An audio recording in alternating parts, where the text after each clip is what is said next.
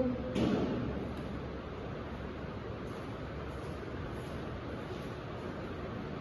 today our topic is Introduction to Renewable Energy Sources.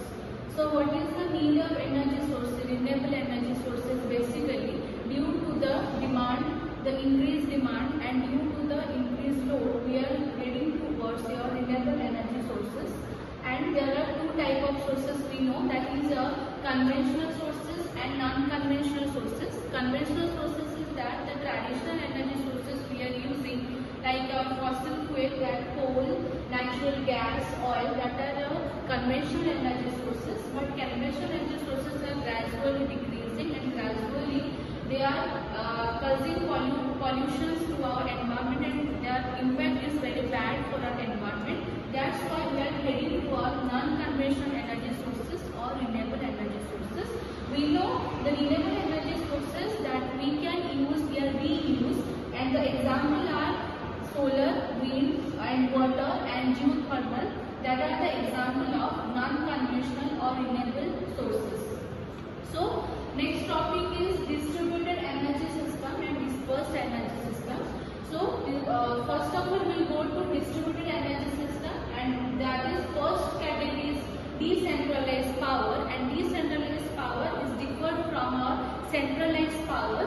It is away from centralized power generation, and distribution is locally we are using for to help the central grid basically, and this is the advanced technique of our smart grid or microgrid now we are using in our power station.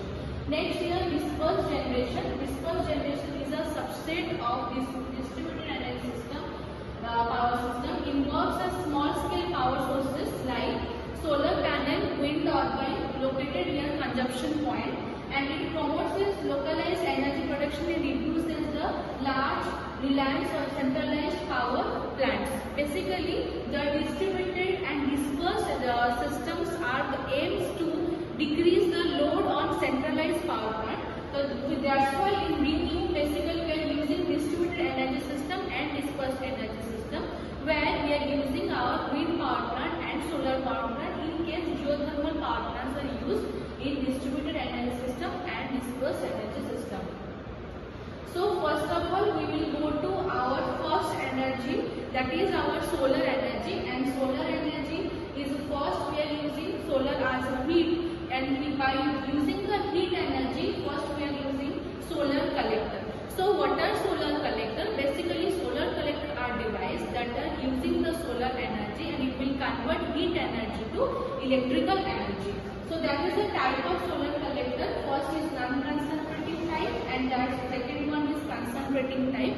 We will go thoroughly about one by one the types of solar collector.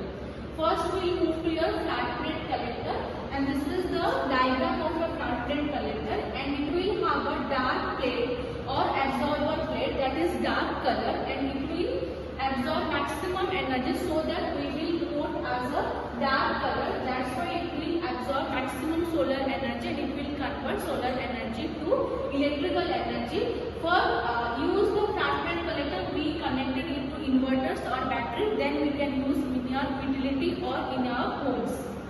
Next is evacuated tube collector, and evacuated tube collector is this is the picture of the evacuated tube collector. In flat plate collector, the medium is a liquid medium, but evacuated tube collector, the medium is basically your air, or basically we can take a liquid also, and it is built to reduce basically conductive and heat conduction losses like in your flat plate collector. Each evacuated collector you can see there are two glasses. One is the transparent glasses that can absorb through that glass the solar energy can pass, and other is the absorber glass, that in that glass the solar energy can be absorbed. Next is a concentrating type solar collector, that is another type. There are many types basically. One is Fresnel reflector, parabolic system type of our concentrating type. There are heliostat type, there are tower type. There are different type of concentrating type solar collector, where we have a central receiver and producing high temperature system for power generation. basically in concentrating type solar collector we have a concentrating plate, and there we can use our different type of reflector like Fresnel